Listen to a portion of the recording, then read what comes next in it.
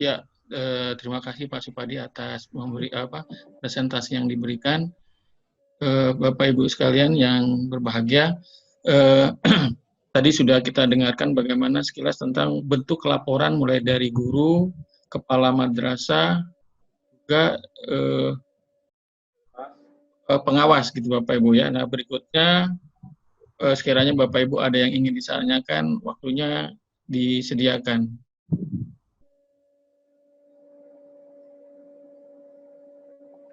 Oh. Saya Pak. Silakan, silakan. Silakan Pak Bu, ini Bu Pri ya? Silakan Bu Pri. Yang mau saya tanyakan, ya ini Pak yang mau saya tanyakan tentang output. Jadi tadi output yang diisi oleh pengawas itu berapa guru yang tidak mengerjakan ya? Misalkan ada 50 guru nih di MTS 3, misalkan yang tidak mengerjakan sekian orang. Apakah itu outputnya? Apa seperti itu? Ya. Output. Jadi tadi saya output itu masih kurang jelas gitu.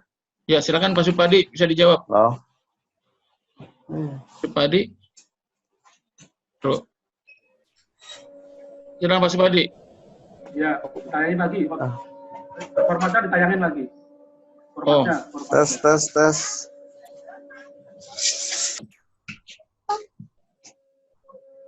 Iya, ada yang enggak enak. Ya, nah ini tadi yang tadi bukan kita yang kita. Oh, pengawas ini. Ya. Nah ini. Jadi output itu adalah sebenarnya kan hasil apa sih atau keluaran apa sih yang kita serahkan secara kuantitas ya tentunya ini ya, kuantitas. Kalau outcome mungkin secara kualitas lah. Kalau output itu kan berapa gitu. Ada yang mengatakan misalnya volume dan juga ada. Nah kita kemarin itu saya sampaikan ke Pak Kabit, kita output aja keluaran yang kita laporkan dari misalnya madrasah itu. Kalau misalnya punya 30 guru, maka outputnya kan berarti kan 30 laporan kan gitu. 30 laporan guru dari madrasah tersebut begitu.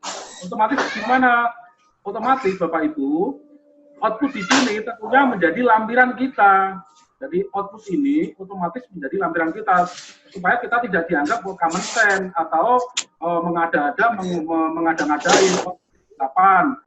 Apa? Karena jumlah guru yang melaporkan 8 sehingga tidak ada lampirannya, maka itu kita dianggap sebagai common sense, mengada-ada. Jadi laporkan aja. Makanya tadi saya sampaikan dari awal, kita laporkan aja. Tetap kalau misalnya guru itu dari jumlah guru yang seharusnya sekian, kok tidak sekian, yang tidak ada itu kena apa? Itu disampaikan pada keterangan, dijelaskan sehingga outputnya mungkin nanti itu bisa tidak sama dengan jumlah guru. Itu jika jika kepala madrasah juga sama, kenapa ini kok tidak sesuai dengan jumlah guru begitu. Jadi begitu Bu Bri, jadi sesuai dengan jumlah laporan. Ada yang mengatakan itu dikasih ganti volume juga ada, tapi saya menulis output dari keluaran hasil apa sih yang dilaporkan dari kepala madrasah terkait dengan madrasahnya itu terhadap guru-gurunya. Kira-kira seperti itu Bu Bri. Berarti kalau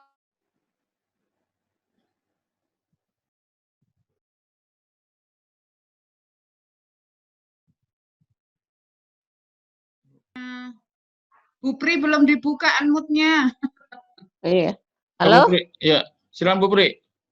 Berarti mulai hari ini, tadi format-format yang di-share barusan, harus kita kasih ke kepala sekolah, toh? Iya. Iya kan? Iya. Jadi nanti kepala sekolah mulai hari Senin harus sudah mulai ngisi, dan hari Jumat harus nyetorkan ke kita, gitu kan? Baru kita rekap ya? Iya. Iya kan? Nah, nanti tolong di-share aja itu formatnya tadi nanti ya. Lewat WA ya? Iya. Oke. Ada yang lain mau ingin tanyakan, silakan. Saya nanya Pak Ketua, berarti silakan Bu Aza. Ya, terima kasih. Berarti dari sisi teknis untuk timeline-nya, kan kita pandemi COVID ini mulai tanggal 16-17 ya Pak. Iya, 16. Yang dilaporkan yang mana mungkin tadi saya agak telat yang sesi 2 itu.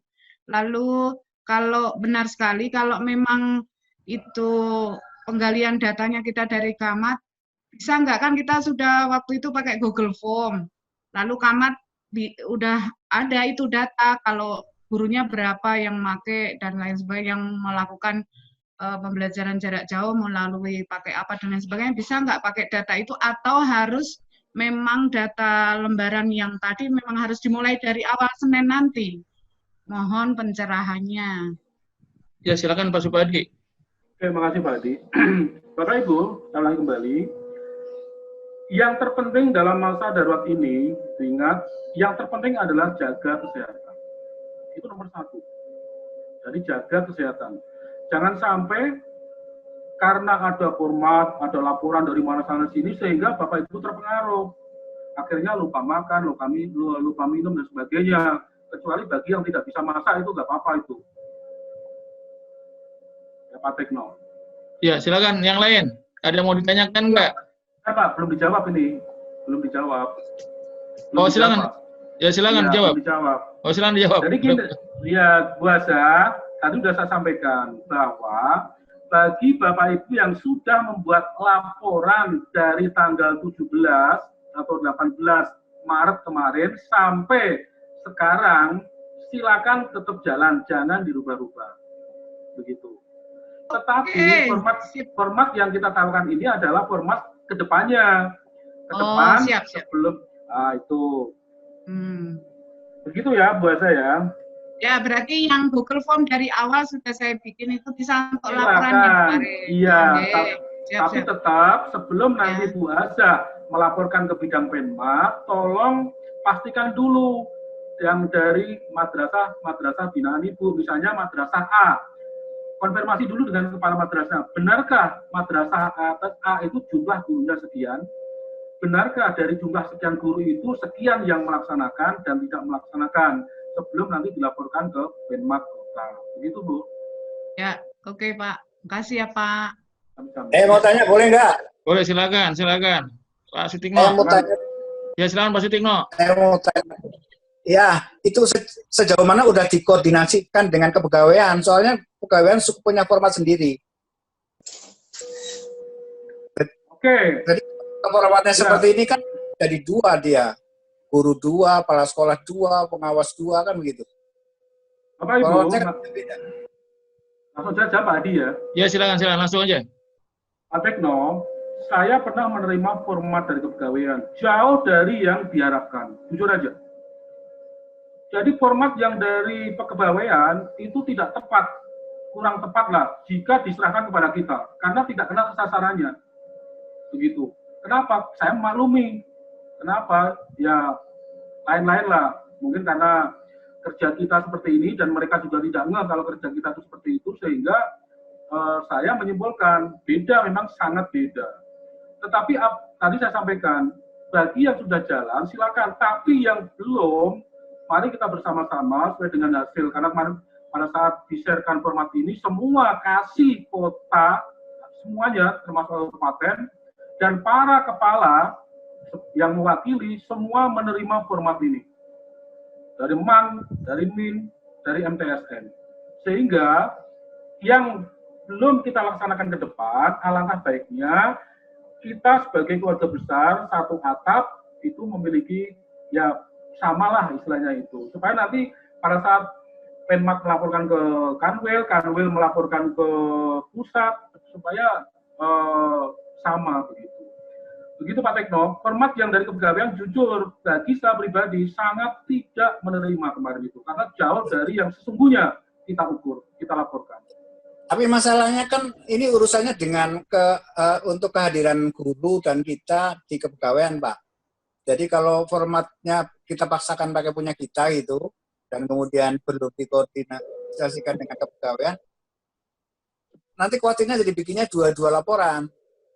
Kan pasti guru-guru yang ada di sekolah swasta terutama, pasti dia mendingan laporan ke kepegawaian, Pak. Nah, makanya ini nanti kita menginformasikan ini ke dua arah. Satu ke kepala dan ke guru, yang kedua adalah ke Penmat, Pak. Sebenarnya kepegawaian itu adalah sebenarnya tidak dari kita, Pak. Penmat koordinasi kita memberikan kepada Penmat, karena kemarin itu sudah diketahui oleh semua kasih Penmat kota dan kabupaten. Oleh karena itu, tanggung jawab tugas mereka untuk berkoordinasi dengan kepegawaian yang ada di kota, supaya jangan sampai terjadi double ke depannya, Pak Tekno. Jadi kita mengkoordinasi dengan menyampaikan, karena kemarin itu yang hadir tidak ada kepegawaian, semua Penmat kota, karena yang kaitannya pendidikan itu adalah Penmat kota. Biar Penmat kota nanti yang menyampaikan ke kepegawaian bahwa ini loh, ke depan nanti format nanti itu yang akan kita lakukan dari masing-masing stakeholder nanti itu akan seperti ini. Begitu Pak Tekno. Jadi kesimpulannya Pak, guru tidak memberikan laporan harian itu ke kepegawaian? Enggak. Itu ya? Kemarin itu hasilnya itu dari guru ke kepala madrasah itu yang melaporkan ke ke kita dan kita ke Penmat kota. Nah, berarti ini kan harus saling koordinasi. Ya. Gak masalah ya? PNS tidak masalah. Gak masalah Pak, itu kebijakan kok bahwa selama work from home itu kan semuanya dianggap hadir Pak, selama membuat laporan itu. Gitu. Ya, itu di utara ada itunya Pak, ada apa? Laporan yang dibuka oleh kepegawaian bahwa ASN itu harus lapor ke situ. Itu yang perlu diluruskan dulu menurut saya. Nah, nanti kita cobalah Bapak Ibu semuanya nanti koordinasi dengan Penmat masing-masing, karena kemarin tuh hampir semua Penmat hadir semuanya dan sepakat kok bahwa hierarki laporannya itu seperti itu. Dan Pak Kabid sendiri, Pak Kabid yang menyampaikan bahwa hierarki laporan itu akan seperti itu, dari guru ke kepala madrasah, dari kepala madrasah ke pengawas, dari pengawas ke Penmat kota. Lah itu nanti Penmat kota itulah nanti yang akan berkoordinasi dengan kepegawaian. Makanya begini Pak, jika seandainya guru nanti menyampaikan laporan ini ke kepegawaian, ke kepala sekolah, dan langsung ke pengawas, nanti kasihan gurunya. Kenapa? Nah, karena apa? Karena tadi dari awal sudah saya sampaikan, yang terpenting itu kita adalah sehat dulu. Sehat, jangan seolah-olah kita saya PNS, ASN membuat laporan meskipun tidak. Karena begini, karena di masa-masa darurat ini itu adalah bagaimana kita sebenarnya itu tetap melakukan kerjaan dengan tidak terlalu terbebani, terlalu menyita tenaga, pikiran dan sebagainya. Ini laporan sederhana kok. Jadi kalau seandainya kita menyampaikan secara hierarki yang bisa saya sampaikan tadi itu, kayaknya nggak berat ya Pak. Tapi kalau seandainya tadi double, kasihan ke gurunya. Jadi nanti ya tugas kita atau saya nanti melalui langsung ke Penmat kota nanti berkoordinasi dengan kepegawaian supaya nanti jangan sampai ada yang dirugikan begitu Pak Tino. Ya. Ini Pak Sutino sudah jelas Pak Sutino? Sudah jelas? Iya Pak. PR-nya satu itu. Berarti belum Pak. PR-nya satu. Penmat belum tembus ke kepegawaian, sementara kehadiran itu guru PNS yang ada di swasta yang menentukan kehadirannya itu kan kepegawaian. Ini kita belum tembus ke kepegawaian. Bagaimana Pak Supadi itu? Silakan dijawab. Tugas Penmat aja nanti. Mungkin habis ini kita langsung masing-masing di kota Pak Hadi, Bupri mungkin yang mana dan Barat dan Pusat nanti langsung mengingatkan kembali. Sebenarnya kalau tidak kita ingat kembali pun Pak, itu sebenarnya kasih Penmat sebenarnya harus sudah paham kemarin itu apa yang dikehendaki oleh Pak Kepala Bidang. Begitu Pak. Saya sudah koordinasi sama Kasih tadi pagi. Nah, begitu. Ya Pak Kasih sudah paham itu. Iya Bu. Gitu Pak Adi. Ya silakan. Yang lain bagaimana Bapak Ibu, ada yang mau ditanyakan silakan. Kalau mau yang menanya silakan aktifkan itu Bu, mute-nya itu. Silakan Bu Nur Rahmi, silakan Bu Haji. Saya mau tanya dong Pak Hadi. Oh boleh, siapa? Bu silakan Bu Tanti. Ya, yang pertama nih, ada 2 sekolahan di binaan saya itu yang nggak pernah ngasih laporan. Itu karena keterbatasan dari sekolahnya memang tidak ada PNS sama sekali. Kepala sekolahnya juga sangat uzur, sudah umurnya 60-an. Nah itu bagaimana nanggepinnya? Karena akhirnya jadinya sekolah itu sepertinya kayak nggak melakukan PJJ. Mana Pak Supadi? Silakan dijawab. Oke, persis pertanyaan yang sama saya sampaikan kemarin ke Pak Kepala Bidang Bu Tanti. Persis. Jawaban Pak Kepala Bidang seperti ini. Pak Supadi, apapun kondisi madrasah binaan Pak Supadi, mau yang sangat hebat, setengah hebat, tidak hebat, maka semuanya harus dilaporkan. Nah, disinilah gunanya keterangan apa yang menyebabkan sekolah madrasah tersebut tidak melakukan PJJ. Begitu. Tetapi harapan saya, meskipun hanya sebatas WA, tolong kalau bisa ya tidak 100% tidak melaksanakan. Nanti usahakan ya, masa melalui WA kayak bisa lah, sederhana mungkin nggak apa-apa lah, jangan ya, harapan kita sih jangan sampai ada yang 100% itu tidak melakukan PJJ. Begitu. Meskipun itu juga tidak disalahkan dengan kondisi yang seperti Bu Tanti sampaikan, misalnya tidak disupport dengan skill dari sumber daya manusia maupun tidak disupport dengan perangkat yang dimiliki. Begitu Pak Adi. Ya, terima kasih Pak Supadi. Bagaimana Bu Tanti? Bisa Ya, dipahami? pertanyaan kedua. Banyak. Pak, ini kan kita sebentar lagi mau ujian. Ada sekolah yang sudah dari awal memberitahukan ke semua orang tua muridnya ujiannya tanggal 16, padahal seharusnya kan ujian itu tanggal berapa, 20-an ya, tanggal 29 atau 23. Nah, itu bagaimana Pak? Apakah harus disamakan lagi? Kalau disamakan lagi itu kan berarti makan maku, ya. Tentu juga orang tua support. Karena kemarin mereka pada komplain ke saya, Bu Tanti untuk makan aja sekarang kita susah. Karena banyak dari kami yang orang tua murid ojek. Otomatis nggak bisa Bu, untuk kuota itu udah nggak bisa Bu, bagaimana caranya ya, gitu. Sedih juga. Gimana Pak Supadi? Oke, Bu Tanti, ini pertanyaan Bu Tanti prematur tapi nggak apa-apa saya jawab karena materi berikutnya nanti kelulusan tadi apa-apa lah saya jawab. Waktunya tinggal 7 menit lagi. Ya nggak apa-apa, cukup ini pertanyaan yang seharusnya nanti materi ke depan.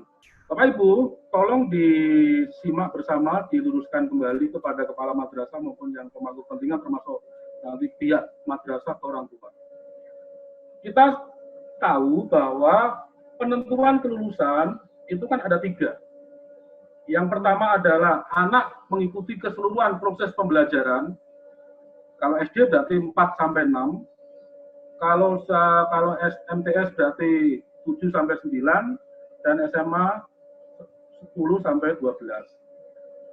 Yang kedua adalah berkelakuan baik, minimal baik. Yang ketiga, terkait hubungannya dengan pertanyaan Bu Tanti adalah lulus ujian sekolah. Nah, sekarang lulus ujian sekolah, kriteria lulus ujian sekolah. Dasar kita atau dasar madrasah maupun dari Kemenak sendiri, Penmat sendiri adalah Juknis. Meskipun Juknis kemarin itu pro dan kontra, Bu, termasuk saya juga banyak ngomong kemarin itu, akhirnya Juknis sementara ini masih harus diolah kembali. Tetapi tidak mengurangi atau tidak merubah yang akan saya sampaikan. Poin 3 tadi saya sebutkan adalah lulus ujian sekolah. Ujian sekolah di masa darurat corona itu bisa dilaksanakan dengan 3 hal. Jadi bisa dilaksanakan dengan 3 hal. 1 adalah portofolio nilai rapor. Yang kedua adalah penugasan. Yang ketiga adalah ujian daring. Oh, ini daring yang ketiga. Kalau yang portofolio nilai rapor, termasuk prestasi-prestasinya anak semuanya, saya yakin pasti madrasah it's okay, nggak masalah. Yang kedua adalah penugasan, ini juga tidak masalah. Nah, yang ketiga ini yang paling seru itu adalah ujian, seperti yang ditanyakan oleh Bu Tanti.